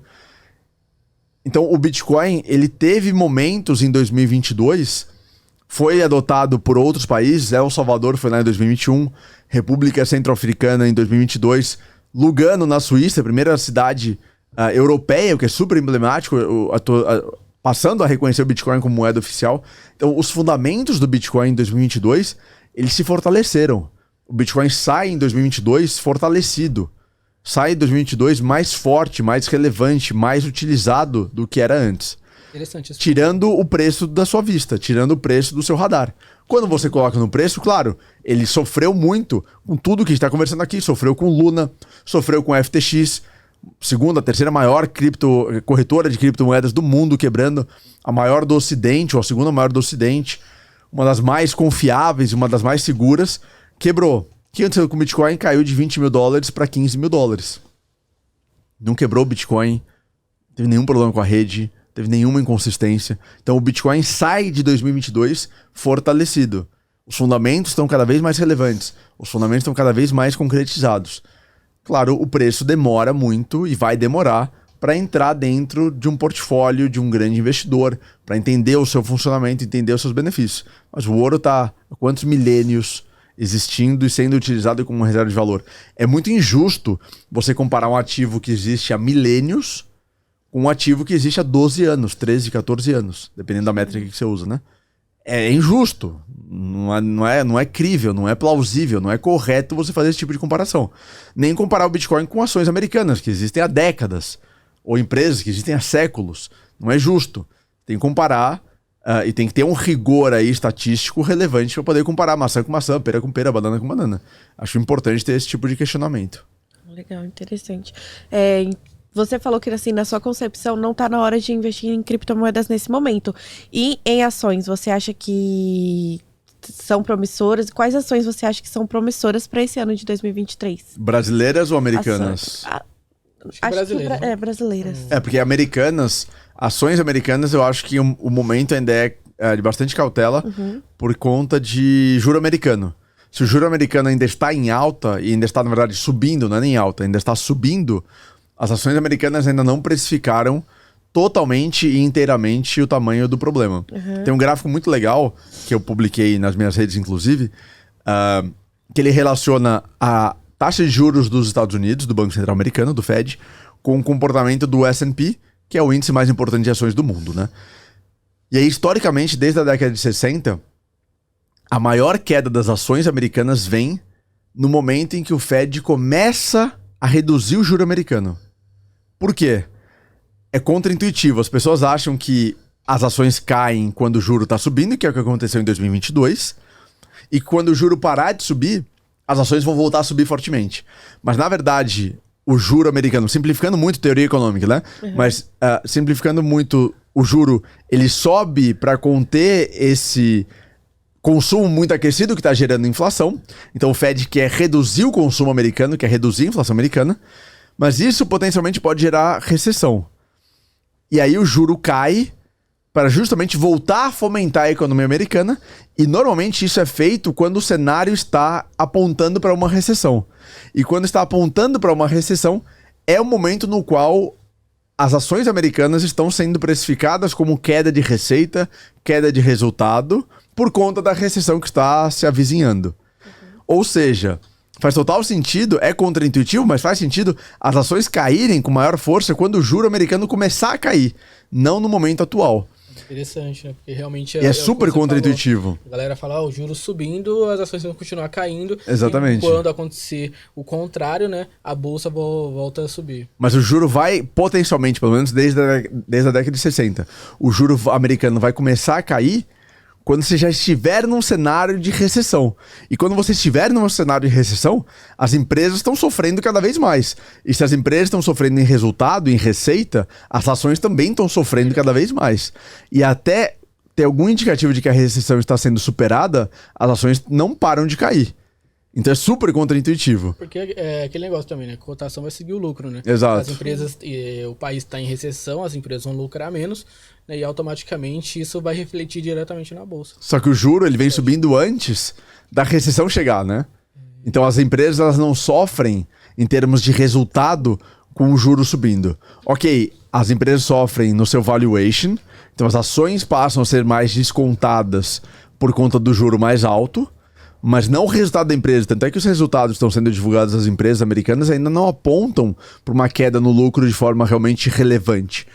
Isso vai, a princípio, aparecer daqui a alguns meses, daqui a algum tempo, já num cenário de recessão. Aí sim as ações tendem a cair cada vez mais. Por isso que 2023 é muito desafiador. E é muito tricky em inglês, né? É muito... fugiu a palavra em português. É ameaçador, né? É enganoso. Sim. Porque você acha que as coisas podem estar melhorando, mas na verdade as empresas podem começar a sofrer cada vez mais ao longo de 2023, ao longo de todo esse processo. Já no Brasil, eu acho que a gente fica muito relacionado também à Bolsa Americana. Então, se a Bolsa despencar, o Brasil também despenca. Mas a gente pode eventualmente voltar a ter um ciclo de commodities, né? Então, se a gente tiver uma reabertura na China, se a gente voltar a ter um crescimento chinês mais relevante, um crescimento asiático mais relevante, o Banco Central Chinês tem feito injeções maciças de capital na economia chinesa, justamente para fomentar essa atividade econômica. A China teve quedas grandes de crescimento, né? O índice de crescimento não é mais o que a gente viu nas últimas décadas. Então, se a gente tiver uma reabertura chinesa com uma atividade econômica voltando a crescer, o Brasil pode se beneficiar muito e a gente pode ter um ciclo de commodities muito promissor, contribuindo para algumas altas muito relevantes no Brasil em setores muito expostos a commodities. Então, acho que esse é um ponto importante para ficar de olho no Brasil. O setor financeiro brasileiro é sempre aquela história, né? Super resiliente. Também é uma aposta que tende a ser uma aposta fácil. Claro que se a gente entra num cenário de recessão, tudo cai. Mas o setor financeiro costuma ter uma resiliência muito, muito forte. Tem um debate grande sobre varejo no Brasil. Alguns dizendo fique longe de varejo no Brasil, por todas as questões de juro Selic alta no país, e também e também por questões de cenário econômico, que a gente não sabe exatamente novo governo o que vai acontecer, o que não vai acontecer. Por outro lado, alguns outros analistas dizem, olha, varejo tende a crescer muito no Brasil. Se o juro começar a cair, a gente volta no cenário de expansão de crédito, que consumo pode ser muito beneficiado. Eu fico mais receoso nesse momento, prefiro ficar mais no meu modo cautela com varejo. Acho que é um modo ou é um setor mais arriscado nesse momento. Energia, com a economia brasileira voltando a crescer ou tendendo ao crescimento, se tudo der certo, o setor de energia tende também a ser beneficiado, principalmente pela indústria. A indústria, ela volta a consumir fortemente, porque a população não para de consumir energia, né? Você precisa de energia para sobreviver. Mas a indústria, ela tem momentos de maior ou menor consumo, a depender da atividade econômica e a depender da própria atividade industrial. Então você precisa de crescimento econômico para maior consumo de energia por parte da indústria, que compõe fortemente o lucro dessas empresas. Acho que são esses setores mais importantes, assim, para ficar de olho. E assim, desses setores, assim, quais ações que você acha que estão melhores, mais fortes, com uma tecnologia melhor, mais preparadas para surfar uma possível retomada econômica? Do setor aí bancário que você falou, né? E de energia elétrica. Então, bancário, acho que todo mundo acaba sempre indo para Itaú. Se a gente pegar, por exemplo, os outros bancos mais com vertente tecnológica, próprio Nubank, Banco Inter, são enfim, fintechs ou bancos que sofreram muito, tiveram quedas gigantescas de valuation, muito porque o mercado enxerga essas empresas como tech, né? E se Nasdaq afundou, acaba puxando todos esses outros valuations para baixo também.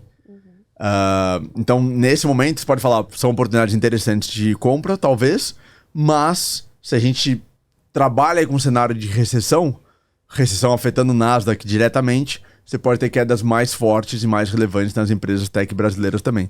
Então, tech é um segmento bem cauteloso, na minha opinião, nesse momento.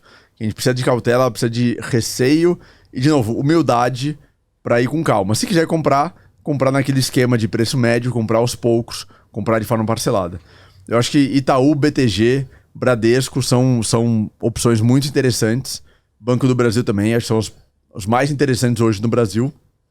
O Banco do Brasil está super, super descontado, até pelas questões políticas inerentes ao Brasil nesse momento.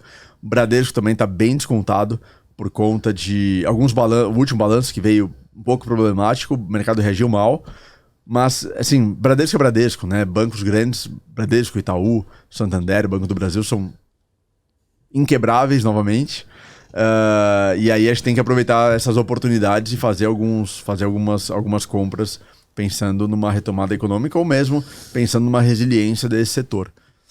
Energia, acho que, é o que todo mundo sempre vai também. Taesa, Engie, é o que todo mundo acaba indo, não tem muito... Feijão com arroz, né? Exatamente, não tem muito para onde fugir. Mas é um segmento de energia que é interessante, dividendos altos, previsibilidade, contratos longos. Pensando também numa retomada econômica com a indústria consumindo mais energia, acho que é um segmento que pode se beneficiar e pode crescer. Tem um segmento que eu gosto muito, que poucas pessoas falam, que é, não um segmento, uma empresa, que é Embraer. Embraer, eu lembro... muita gente fala mal, né? Muita gente fala mal de Embraer. Explica. Embraer é uma empresa, é líder de tecnologia no país. A Embraer está posicionada como uma das poucas empresas líderes mundiais, ou não é líder mundial, mas entre os líderes mundiais de tecnologia. Então você coloca Boeing, Airbus e Embraer, é a terceira maior produtora no mundo de aviões. Então eu lembro desde o coronavírus lá da crise de 2020, Embraer despencou. Eu falava, gente, talvez Embraer seja um dos maiores exemplos de tecnologia brasileira, assim. Quais são as empresas mais tecnológicas no Brasil hoje? Não tecnológica de adotar tecnologia, mas de produzir tecnologia. Quem produz tecnologia no Brasil? Pouquíssimas empresas produzem tecnologia de ponta no Brasil. Porque elas são muito focadas, o Brasil é muito focado em segmento financeiro, muito focado em segmento bancário, muito focado em segmento de energia, enfim, e commodities, né? Mas tecnologia pura, a Embraer é um dos maiores exemplos que a gente tem no país. E eu acho que a Embraer é muito negligenciada, ela é muito pouco valorizada pelos investidores e ela tende a crescer no mundo cada vez mais tecnológico e atrair interesse de outros grandes players internacionais tecnológicos. Tanto é que a Embraer quase fez aquela transação com a Boeing, não fez por conta da pandemia, que afetou fortemente os resultados das aéreas, das produtoras, e também porque a Boeing estava no meio da crise lá do 737 MAX, né, que teve as duas quedas, afetou fortemente a Boeing, afetou a corporação, afetou a reputação, afetou o CEO, caiu, e aí cancelaram o deal com a Embraer. Mas a Embraer, para mim, é uma baita empresa. Não é uma recomendação, a gente tem que analisar preço, tem que analisar outros fatores. Mas eu sempre gostei muito de Embraer, eu gosto de aviação. E Embraer é tida no mundo como um case muito bom. Muito relevante, muito confiável, tecnologia de ponta. Então, a Embraer, para mim, tinha tudo para ser uma empresa muito maior do que é. E, enfim, acho que tem que... Vale a pena ter uma participação e vale a pena acompanhar o case, porque tem muito potencial. Sobre ela, né? Por que você acha que tem tanto preconceito na empresa? Seria muito pelo setor de aviação? Eu acho que sim. A aviação é tipicamente um setor muito mal visto, né? É um setor com margens baixíssimas e muito apertadas, um setor muito exposto ao câmbio, um setor muito exposto ao petróleo. Então é um setor que todo mundo passa longe. O próprio Warren Buffett, ele já investiu muito em aéreas, vendeu todas. Não vendeu todas, não sei se vendeu todas, mas ele vendeu fortemente. Depois se arrependeu e disse publicamente, se arrependeu, que não teve uma leitura correta, foi lá na pandemia. Mas acho que as aéreas são muito mal vistas pelos investidores. Ok, é um setor muito difícil. Mas a Embraer, obviamente que ela produz, o consumidor da Embraer são as aéreas. Mas tem tanta tecnologia que a Embraer já está em outras vertentes, por exemplo, de carros voadores, de tecnologias futuristas, porque a tecnologia que você usa no avião pode ser usada, obviamente com muita adaptação, mas pode ser usada nas próximos desenvolvimentos tecnológicos que vão existir na nossa vida.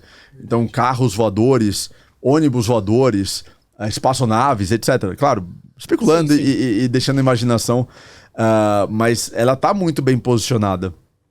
E acho que os investidores eles têm muito preconceito com as aéreas brasileiras, que elas são mais apertadas do que aéreas internacionais. E a Embraer, ela produz e ela vende para aéreas de todo mundo, não só do Brasil. Na verdade, as aéreas Gol e Latam nem tem Embraer praticamente. A Azul tem, mas o maior mercado da Embraer nem é o brasileiro. Ou seja, ela tem a proteção cambial, digamos assim, em suas receitas, né? Sim. Então, eu acho que as pessoas acabam se contaminando pelo setor aéreo, que tem muito preconceito, mas acabam deixando de olhar para outros setores. Setor militar. A Embraer ela é forte no setor militar, não equiparado a empresas americanas e europeias. Mas a Embraer ela é forte no segmento militar e ela é forte em muitos espaços que são negligenciados por outras empresas militares. Por exemplo, o Super Tucano, que é um avião a hélice da Embraer de ataque, ele é super econômico, ele é muito bem visto por vários exércitos do mundo, inclusive o exército americano, que algumas atuações são muito caras para o exército americano fazer por meio de aviões supersônicos, os aviões mais avançados do exército americano. O Super Tucano da Embraer ele é muito bom para ser utilizado.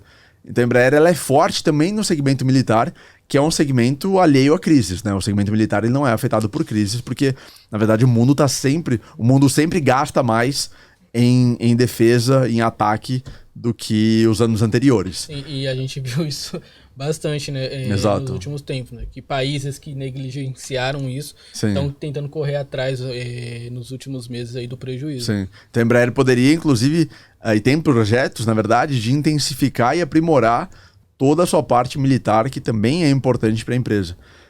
De forma que eu gosto da empresa, eu acho que é um baita case de tecnologia no Brasil. E de novo, os investidores não prestam muita atenção. Cara, massa demais, realmente.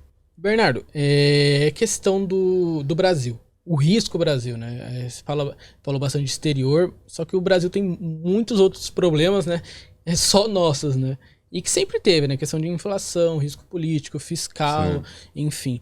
Como você vê o Brasil aí para os próximos meses, aí para esse ano de 2023, a economia do Brasil... estamos vindo ali capengando, digamos assim, né? Mas aos pouquinhos melhorando, né? E como você vê o Brasil aí pros próximos meses aí?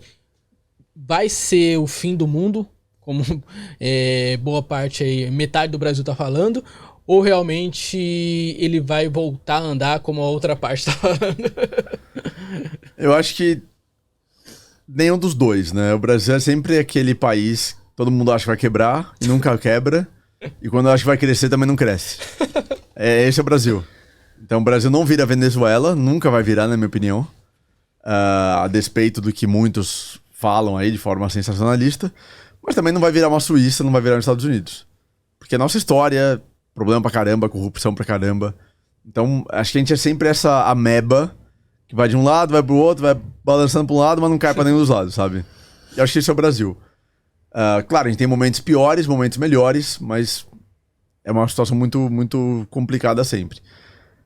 Eu acho que o que pode salvar o Brasil e ter um crescimento relevante são as commodities, se houver, de novo, crescimento forte na Ásia, na China, voltando um ciclo grande de commodities brasileiras, minério, celulose, petróleo, todo o resto. Aí Então, grãos, muita etc. sorte do Lula no primeiro mandato, commodities. Sim. Então, com um ciclo de commodities forte, eu acho que o Brasil consegue ter um crescimento econômico relevante. Sem um ciclo de commodities, a gente ou vai ficar numa economia fraca, ou vai depender muito da política econômica e política fiscal. Se vai para uma política fiscal de romper teto fiscal, ou acabar com o teto fiscal, que é pior ainda, né? Descontrole fiscal, aí acho que a situação dá uma azedada muito forte. E aí a gente pode ter quedas muito relevantes na Bolsa. Pode voltar a ter um governo Dilma e de 6 anos, 5 anos de Bolsa caindo. Aquela sangria que não cessa, né? Não acaba. Você fica 5 anos sangrando. Nenhuma queda grande, né? Pontualmente, mas no total você tem quedas relevantes. Aquilo só sangrando. Lembrando que a Bolsa brasileira em dólar nunca recuperou 2008. O recorde da Bolsa brasileira em dólar é 2008. Nunca recuperou. Muito por conta do que teve depois de 2008, todo o governo Dilma, etc. Eu acredito, até pelo histórico do Lula, que o Lula não vai ser responsável e abrir mão do fiscal como muitos acreditam. É uma especulação, é jogar moeda pra cima. Mas não acho que o Haddad também, com os planos futuros que o Haddad tem de se candidatar a presidente novamente, que eu acho que ele não tem capital político pra isso, mas eu não acho que ele iria tão contra fundamentos econômicos, tão contra o mercado a esse ponto. Pelo contrário, o que a gente tá vendo hoje, na minha opinião, a gente tá gravando aqui no começo de janeiro, né? Pós as invasões aí ao Congresso, ao STF, etc. Que na minha visão, tudo isso enfraqueceu muito o Bolsonaro. E a direita também. E a direita como um todo. E fortaleceu o Lula, fortaleceu o STF ainda mais. Então, na minha visão, o que o mercado está lendo é a polarização talvez tenda a cair, tenda a se acalmar. Porque o STF se fortalece ainda mais, o Lula se fortaleceu com tudo isso, e o Bolsonaro se enfraqueceu, e a direita se enfraqueceu. E eu sempre falo isso, o mercado ele não tá nem aí pra direita, pra esquerda, o mercado está preocupado em economia que cresce, faz com que empresas vendam mais, as ações valorizam e o mercado ganha dinheiro. É isso que o mercado quer. O mercado quer crescimento econômico e previsibilidade econômica. O mercado não tá nem aí para um candidato ou outro. Claro, o mercado tem preferências e predileções de candidatos, porque esse ou outro candidato poderá trazer um crescimento econômico maior. Mas o crescimento econômico ele é fundamental. O mercado não ganha dinheiro sem crescimento econômico. As empresas minguando, o mercado não ganha dinheiro. As pessoas acham que o mercado quer desigualdade social. Quanto mais crescimento econômico houver, menos desigualdade social há, mais consumo há na economia, porque as pessoas saem de um cenário de pobreza, consomem mais, as empresas lucram mais, o mercado ganha mais. As pessoas não entendem isso. Aquela história do capitalismo, né? Quanto mais pessoas ganhando dinheiro, mais elas vão consumir. Exatamente. Mais vai fazer a roda girar, né? Exato. Então, esse enfraquecimento aqui do Bolsonaro e fortalecimento do Lula para o mercado, na minha visão, o mercado, ele entendeu como positivo. Não é que o mercado está... Porque já vai vir hater, né? Falando, então o mercado é petista. Não, se o Lula se enfraquecesse fora do governo e Bolsonaro se fortalecesse, o mercado também ia reagir bem, como reagiu em vários momentos nos últimos 4 anos do governo Bolsonaro. Mas como o Lula agora está no poder, para a gente ter um aumento de previsibilidade no mercado e na economia brasileira, um Lula mais forte traz mais previsibilidade e um Bolsonaro mais fraco do que o oposto. Mas... desde que o Lula faça as coisas corretas, desde que o Haddad faça as coisas corretas. Então eu tenho dificuldade em achar que o Lula ia chutar o pau da barraca, que o Haddad ia chutar o pau da barraca e fazer tudo contra a cartilha econômica, cartilha fiscal. Posso ser ingênuo? Posso, mas o Lula não fez isso em 2002. A gente teve crescimento econômico em 2002, o Lula teve uma responsabilidade relevante. O problema todo veio com a Dilma. Então a Dilma que foi o grande problema, porque ela era super cabeça dura, super arrogante, prepotente, achava que sabia tudo e fez um monte de... Não vou usar palavras erradas aqui no nosso podcast. Pode usar se quiser. Burrices, vai, pra não ser tão pesado. Mas o Lula não foi um problema econômico. Claro, você pode discutir corrupção, você pode discutir a política econômica no sentido de valorizar as grandes empresas e dar uma baita liquidez via BNDES. Houve muitos problemas, obviamente. Mas em termos econômicos, houve crescimento. Então eu tenho dificuldade de achar que o Lula ia colocar tanta coisa a perder nesse momento. De forma que eu acho que o Brasil tem um potencial de crescimento, especialmente se as commodities ajudarem. Caso contrário, sem commodities pode ter uma dificuldade maior de crescimento, talvez lateralizar, mas não acho que teria uma grande catástrofe. Se tiver uma recessão forte nos Estados Unidos, a gente sente também, obviamente, mas depende também do ciclo de commodities, depende dos outros cenários. Agora, se for desconsiderar teto fiscal, se for desconsiderar controle fiscal, se for chutar o pau da barraca, aí ferra tudo geral mesmo. Realmente. E como você falou, né, o que a gente está vendo é justamente algumas falas de Haddad, do senador, né, que vai assumir, não sei se já assumiu, vai assumir a Petrobras, que não vão levar a empresa a ter prejuízos, né?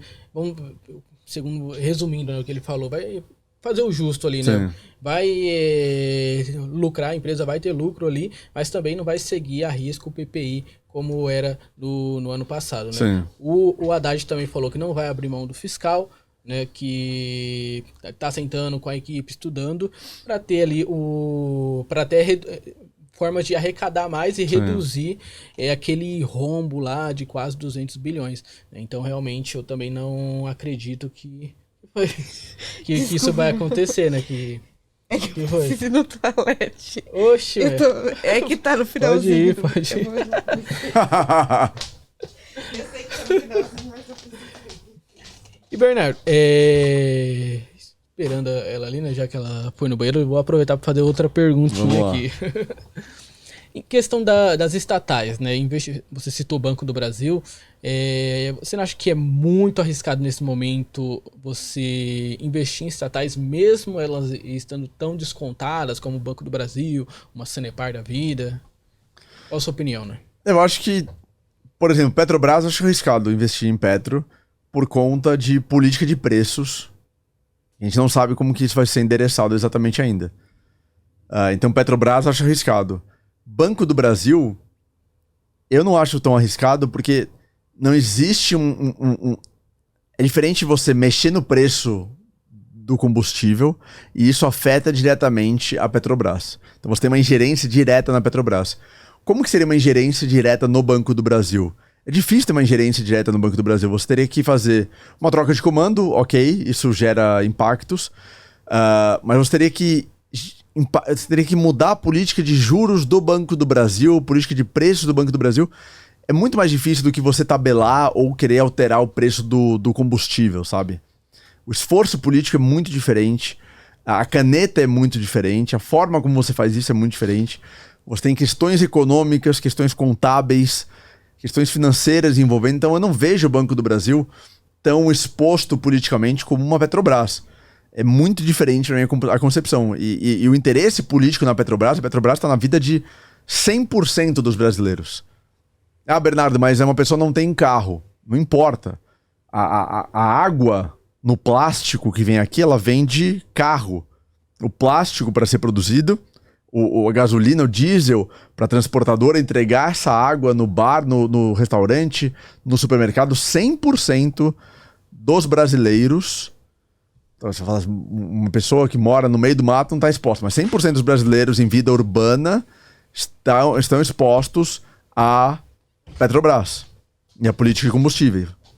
O Banco do Brasil não, você não tem uma exposição tão grande dos brasileiros à política, a preços do Banco do Brasil.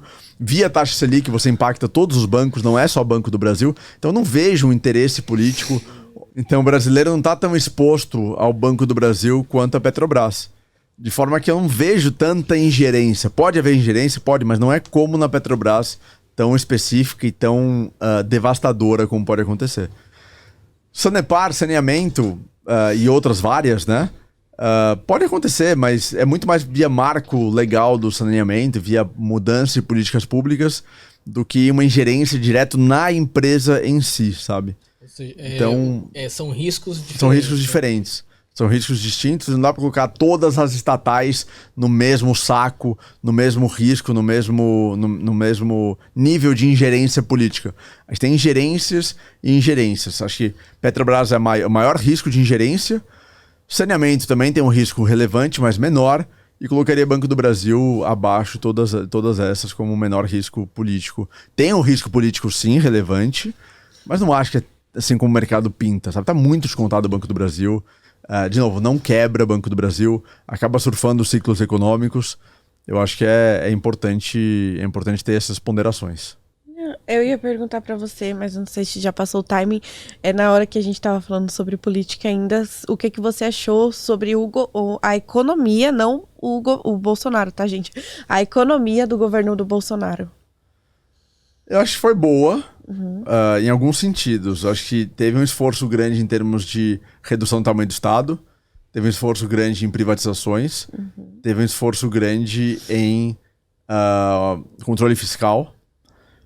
Mas 2022, para mim, foi um ano de total irresponsabilidade, de criação de auxílios, de enxurrada de dinheiro. Para mim, aquilo foi compra de voto.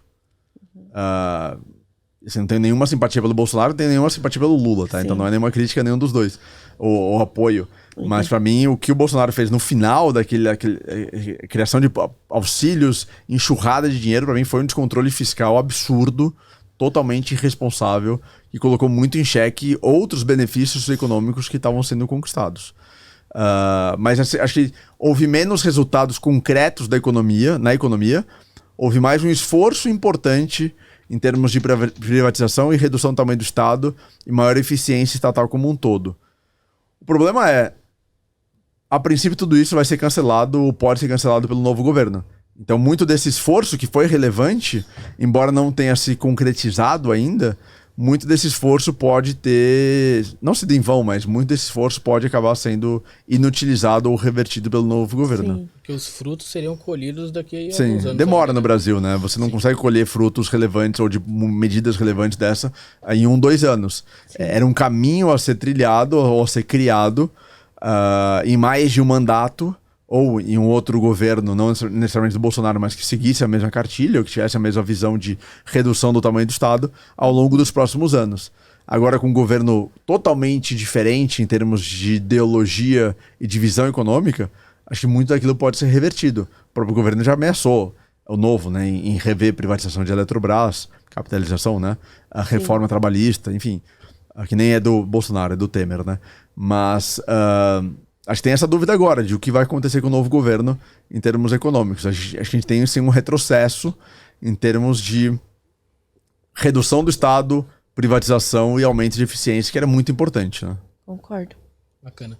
Bernardo, quero te agradecer por ter aceitado esse convite aí. Por Obrigado ter vocês. arrumado um tempo aí na sua agenda, que eu sei que é corrida Imagina. Demorou, mas saiu. Sim, graças a Deus.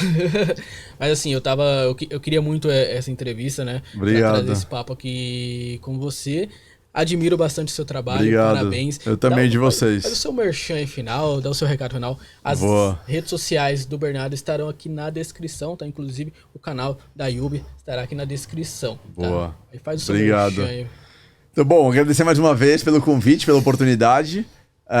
Acessem o Yubi, yubi.com.br, yubb.com.br. A gente tem esse que é o maior buscador do Brasil, totalmente gratuito para você investir melhor, encontrar as oportunidades de investimento, cuidar melhor do seu patrimônio, que é tão importante. E me sigam nas redes sociais, principalmente YouTube, Instagram e Telegram. Temos o maior grupo de criptomoedas do Telegram no Brasil. A gente faz várias análises por dia, gratuitas também. Sigam lá que a gente faz muito conteúdo sempre para ajudar as pessoas a investir melhor.